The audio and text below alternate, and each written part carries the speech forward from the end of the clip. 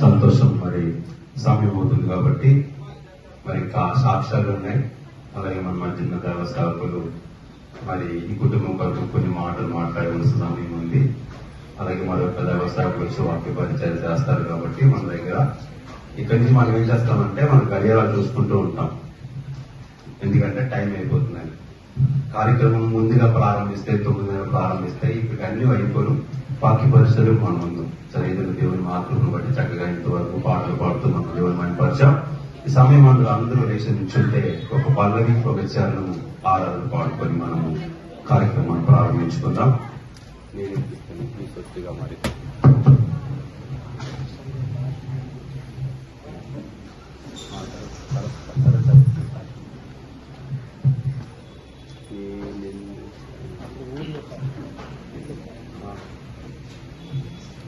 అందరూ లేచి నుంచున్నామా? దయచేసి ఎవరు కూర్చోవద్దు.